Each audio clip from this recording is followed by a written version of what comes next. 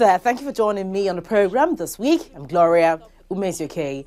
The European Union recently suspended the export of some agricultural products from Nigeria.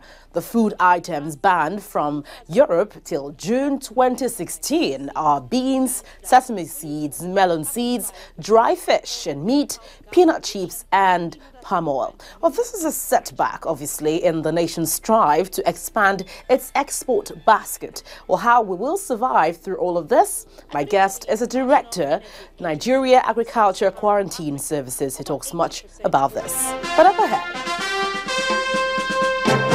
we'll take a look at improving Nigeria's agricultural sector to address food security and unemployment. Take a listen.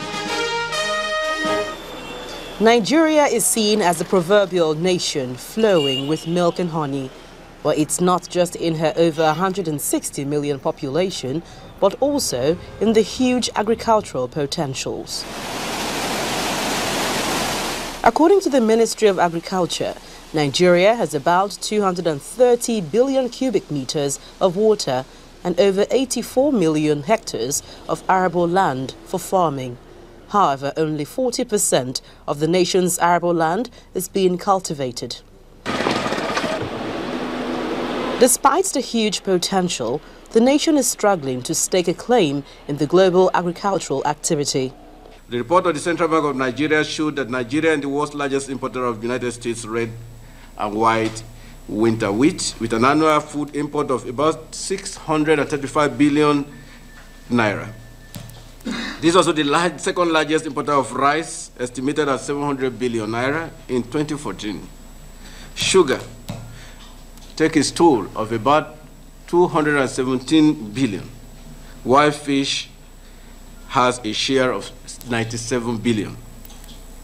Nigeria food imports are growing and at an unsustainable rate of 11% annually, while relying on import of expensive food on global markets, which fuels domestic inflation, and this country is importing what it can produce in abundance. An import dependency is therefore hurting the Nigerian nation, Nigerian farmers, displacing local production and creating rising unemployment. In the face of falling oil price and the struggling naira against the dollar, agriculture remained the most suitable, viable and stable sector that can improve the economy and address unemployment. But the sector has long been neglected, though successive governments have made efforts to resuscitate the sector.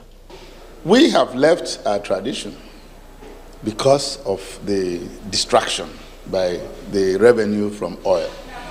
And I think that is the crust of the matter. If there is no rain next year, I'm sure we'll all go hungry, because the little silos we have 33 of them, and the total capacity is about 1.3 million metric tons of product. It's almost empty now. But we consume up to 5 million, 10 million metric tons of food every year in Nigeria. If we don't hold what we can consume in 1 year, how can we guarantee that if there is emergency, there is drought, how can we take care of the population? So what should be done to improve agriculture in Nigeria? Nigeria has the potential. It has the potential to produce enough food to feed itself, to feed the rest of the ECOWAS region and beyond, because you have the manpower. You have the manpower, you have the land, the soils generally quite fertile, not like in other countries where you have serious soil fertility challenges.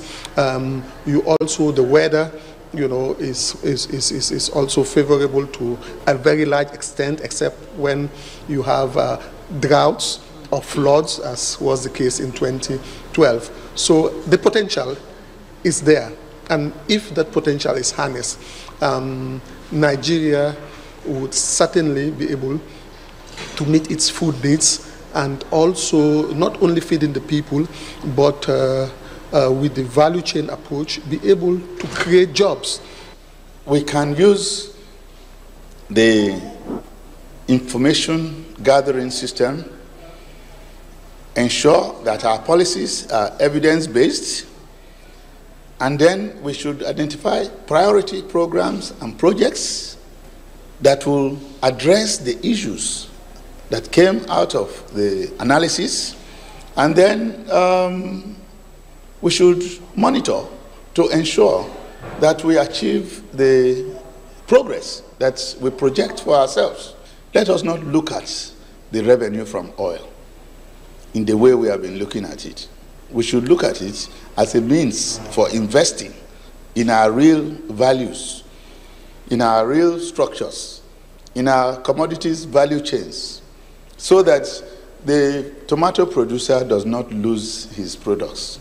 They lose their products. They struggle to move it from Kano to Lagos. By the time they are in Abuja, half of the lorry is melted. The federal government is already looking at shifting the economy's reliance on crude oil back to agriculture, which used to generate huge revenue for the country before the discovery of oil.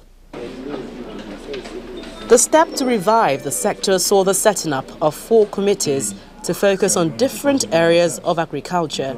The committees include the Committee for the Resuscitation of the Textile Industry, the Committee for the Operationalization of the Federal Government Storage Facilities, Committee for the Development of Grazing Reserves, and Committee on the Revitalization of Agricultural Extension Services in Nigeria. He wants us to expand the base for agriculture, not just producing only primary products or food, but going into areas of fisheries. Currently, we are only producing 26% of the fish we consume. We need to increase that significantly. So we are encouraging Nigerians to acquire fishing vessels, large trawlers. We are also trying to do a lot of aquaculture, establish fish farms and so on all across the country. He's interested in the livestock sector. You know, he himself is also a dairy and a cattle farmer. So he's doing a lot of that, and we are trying to see, that's what you're talking about, diversifying. We have at least as many as 6 value chains in the livestock sector: poultry, sheep and goat, cattle that we hear. Cattle have both halal meat and also have the milk, halal beef, and also the milk component. We also have leather, and Nigerians are doing very well making shoes, making bags now. We want to be able to improve the quality of what they make and also promote them for export. So these, and in addition to what we are doing currently, encouraging smallholder farmers by giving them high quality inputs, being able to link them with markets and ensuring that the entire ecosystem for agriculture works is what we're trying to do. According to the National Bureau of Statistics, in the first quarter of this year, agriculture contributed 19.79% to the nation's gross domestic product and 21.12% in the second quarter. Perhaps improved investment will make agriculture the major driver of the nation's economy.